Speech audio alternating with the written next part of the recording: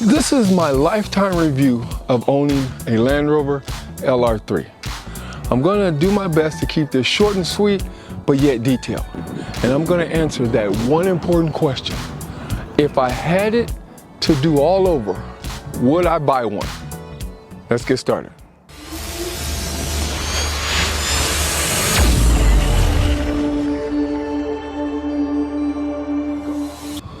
This is what this video is going to cover. I'm going to tell you the things that I like. I'm going to tell you the things I dislike. I'm going to show you where I've went in this. I've driven in mud.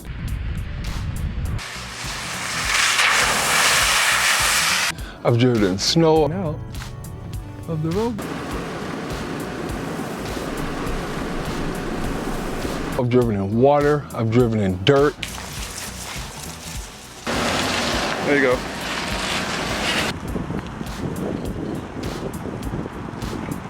Highways, streets, freeways. I've had cargo in here.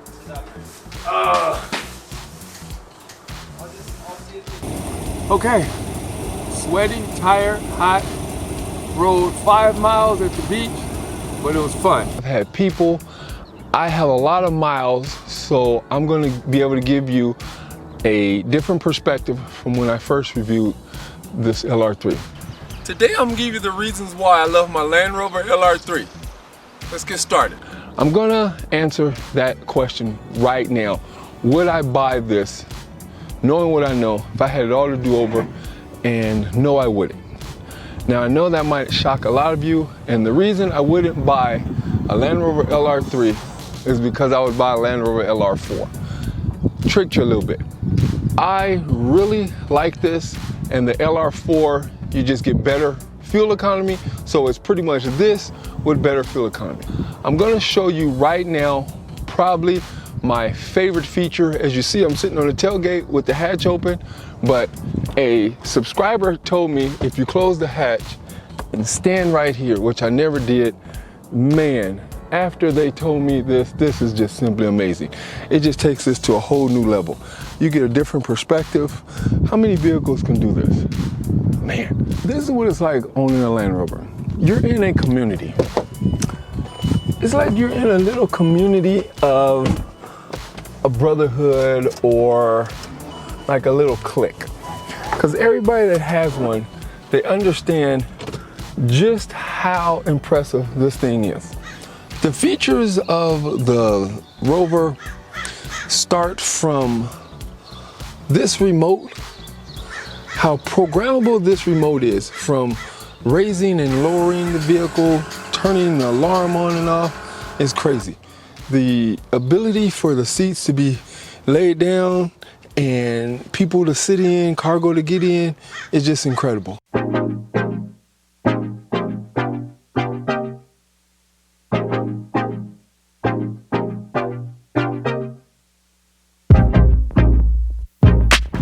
Obviously, we know that the seats lay flat, and I like that for so many reasons.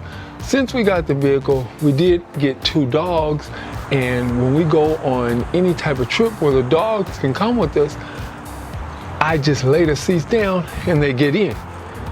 Some SUVs, the seats can lay flat, some can't, and there's that little bump. Love how these lay flat because it's easy to clean. Yeah, oh, you guys don't want to jump in here now, huh? Come on, Spencer. So he could get in very easy. She can't until I put it in access mode, and then she could jump up in here as well. We haven't even talked about the suspension, which is probably what differentiates a Land Rover from any other vehicle. The suspension is a game changer. You can have this thing high in super off-road mode or low in access mode. Let's say you need a parent to get in, or you're loading the vehicle, you can lower it to access. Let's say you want to keep it in off-road height. For about $100, $200, you can buy these Johnson rods, and you can have the thing in off-road height all the time. Continuing on with the suspension, it makes the ride incredibly smooth and comfortable. We have a Jag, we have a Cadillac, and we have a Lincoln. And I like driving those, don't get me wrong, but if I'm not going anywhere far and fuel economy is not an issue, I choose the Rover because of the smoothness. Now the Rover is smooth and powerful. It's not fast, but it's powerful. It has a lot of torque. It's taken me a while to put together this video because I really wanted to put the Rover through its paces. I wanted to test out the durability, I wanted to test out the comfort, I wanted to test out the accessibility, which I really love the accessibility. This thing, it makes you want to go camping, it makes you want to go on road trips, it makes you want to load the family up, it makes you want to load cargo up. Really have liked that one, and I know real world testing typically differs from just specs, so that's what took me a long time to put this video together. Obviously the knock on Land Rovers is always, has been, and probably will be for some time to come, is its durability. On this particular vehicle, this is an 08 Land Rover Lr3. We have 180,000 miles and it still runs exceptionally strong. I put the key in, turn it, car starts up like no problem. I'm on the freeway, and as soon as I put in that S gear, I can pass up just about anybody I want to. So from a reliability standpoint, it has been great for me. Now, comfort is a huge reason why we all buy a vehicle. This vehicle has exceeded in comfort. Here it is, I'm on the passenger side, and it's just as comfortable as the driver's side. The seats do the exact same movement. I really love how high I'm able to raise the seat if I want to look out the window. I like how the arm, I'm high, so my arm is coming down and it's not up. Very comfortable. Speaking of features, on the inside of the Rover, what I've come to love is little things like the AC. 1, 2, 3, 4, 5, 6, 7, 8. I mean, look at how high you could turn it, how low you could turn it. Love that. Moving over to your cup holders, this is a hydro flask. This is a hydro flask. I don't know if you can see it. This is the big one. It could fit in the cup holder. It could fit in the door. It could fit in the second row. It could fit in the third row.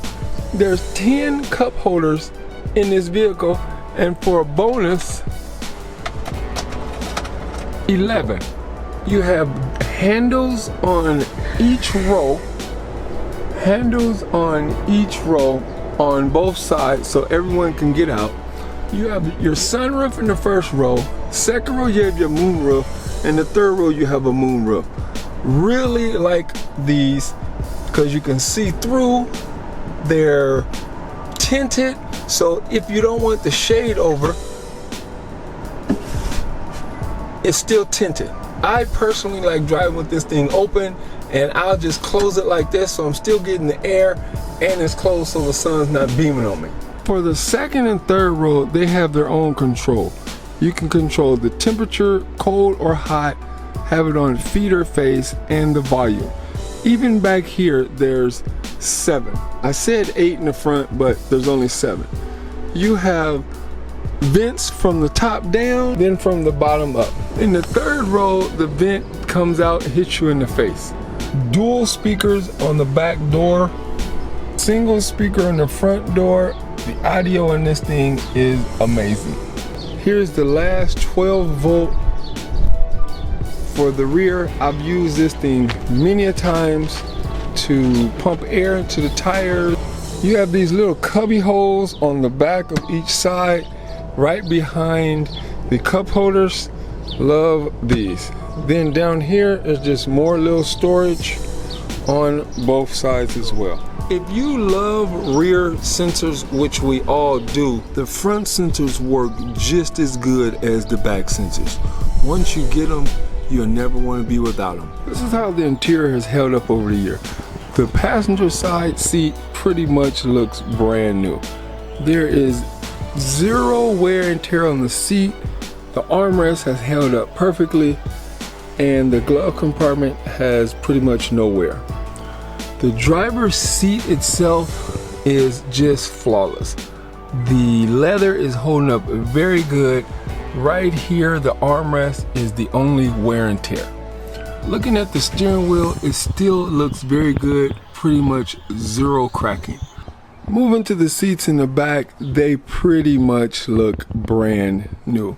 I see zero wear, zero scratching, and no fading. The leather has held up extremely well. The back of the passenger seat, the back of the driver's seat, pretty much zero issues. This seat just looks pretty much like the second row, just flawless. No rips, no tears, no discoloration, zero usage is how it looks. I'm gonna address one of the biggest questions that you might have. I've been wanting one for a long time, but are they reliable? Do they cost a lot to repair? And the answer is yes to both of those. Yes, they are reliable, and yes, they do cost a lot to repair. Luckily for me, I'm one that can do the repairs myself, so that has pretty much not been an issue. But to tell you the truth, I really haven't did that many repairs. This is probably the #1 issue that most people have with a Land Rover. This is their biggest concern. How much is it gonna cost to fix one of these things? Now, for me, this is the only drawback I have against the Rover. It's not necessarily the reliability of it, it's the cost of parts and the cost of labor. Like I said earlier, I do 90+% of all the work on all my cars, so labor isn't an issue. It's the cost of parts. But in this day and age, parts have become extremely inexpensive, and here's the and, if you buy a aftermarket part, you can take it to a local dealership or a local Land Rover dealership, and they will put that aftermarket part on. So that will dramatically cut down the cost to maintain one of these. You know, let's be real. Everybody that buys a Land Rover is not off-roading. Everybody that buys a Land Rover, they don't need to go camping, they don't need to go fishing, hiking, they're not off-roading, they're not the adventurous type. So who is the Land Rover made for? Well, that's the beauty of this vehicle, because it's made for everybody. If all you want to do is put your family in, say you have 2 or 3 kids, and you just drive to work, you pick up your kids from school, you go to sporting events with your kids, they're in the sports, and you need to pick up one of their friends, then this vehicle is for you. If you want to go off-roading, if you are a more adventurous person and you like to see the backwoods, you want to see waterfalls, you want to see rivers and lakes, then this vehicle is also for you. If you like going camping and hiking and fishing, this vehicle is for you. From my original video of why we bought this, the room, the customization was huge. But when I made the original video, and now I have a better understanding of how roomy, how comfortable, how would I really sit in each position for miles. Now I'm in the 3rd row right now, excuse me, and I've been back here for many miles. And let me tell you, I'm 6'3", I would have no problem, which I did say this at the beginning, I did say this in my original video, but now I'm just backing up with real numbers, I'm backing up with time. I could go hundreds and hundreds of miles sitting back here. You have your cup holder, you have your vents, you have, which I love, the moonroof. You're driving down the freeway, you're driving down the highway, just cruising with your AC on or your heated seats on, depending on the temperature. And you see a road to the right and you think, hey, I'm about to go off-roading right now. You hit a button, raise it up, you turn a dial, you put it in off-road mode. You just went from driving in comfortable, relaxing condition to I'm about to go deep. I'm about to drive through some water, some mud, some snow, some sand, over some rocks. That's what you feel when you own one of these things. You feel almost invincible. This has just been an amazing car, and I don't think there's too many other vehicles that can do what this has been able to do. I'm gonna conclude this video with this. Is the LR3 for everyone? Of course it's not. There's no such thing as a perfect vehicle, and this is no exception. But for me, for my lifestyle, for what I like to do, for what I've learned to like, this is an amazing vehicle. If I had to do it all over, yes, I know I said I wouldn't buy an LR3, I would get an LR4, but they're the same vehicle. I definitely would buy the brand. As far as maintenance go, as far as reliability go, as far as how much does it cost to maintain one of these things, it's just like any luxury car, they're all expensive. Now, I will say this, nothing needed repair into 150,000 miles. So if you're buying one of these and it has less than 150,000 miles, based on my personal experience, you really shouldn't have any issues.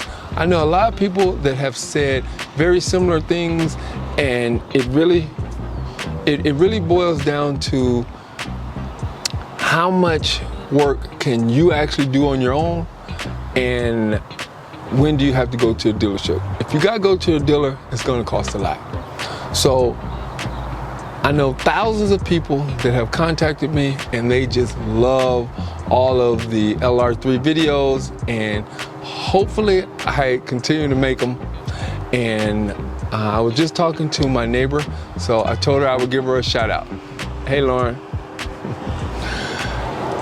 So with that being said, if you guys have any questions, feel free to hit me up.